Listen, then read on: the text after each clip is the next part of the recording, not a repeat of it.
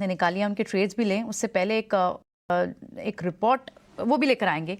फिलहाल मेरे सामने नहीं है, लेकिन श्रीकांत आपके लेवल्स क्या हैं? एक बार ये रिपोर्ट की बात हो रही है श्रीकांत, कोटक सिक्योरिटीज का जो आउटलुक 2024 के लिए base case bull case, base case देखिए 21,800, यानी यहां से भी 400 पॉइंट्स का अपसाइड।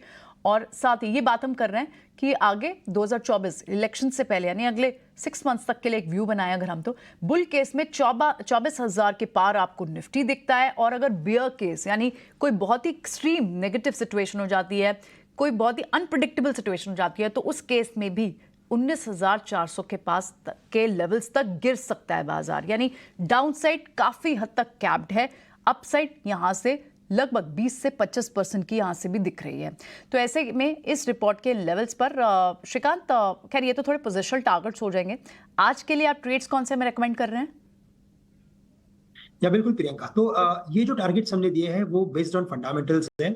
और फंडामेंटल्स होता है कि 1 ईयर फॉरवर्ड लुकिंग के बेसिस पे ईपीएस का कैलकुलेशन करें और उसे मल्टीपल्स के टाइम पे, यानी कि उसे मल्टीपल्स के बेसिस पे अगर आप वैल्यू करेंगे तो आपको पता चलेगा कि मार्केट 21,834 पे 18 टाइम्स पे ट्रेड करेगा in the year December 2024।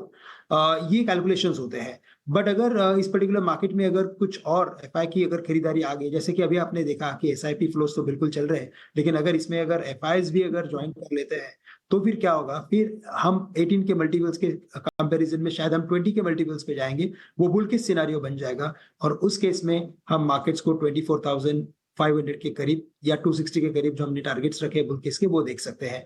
But अगर ये जो इंटरेस्ट रेट कट की जो बात चल रही है यूएस में, अगर ये और थोड़ी पॉज हो जाती है, ये अगर और थोड़ा लॉन्गर ड्यूरेशन अगर हो जाता है, उधर के नंबर्स अगर और भी अच्छे आते हैं, तो फिर क्या होगा कि इंटरेस्ट रेट शायद कट अभी नहीं होंगे और इसी वजह से मार्केट में डिसअपॉइंटमेंट हो सकती है और उस केस में शायद हम मार्केट 18,400 के करीब देख सकते हैं। तो ब्रॉडर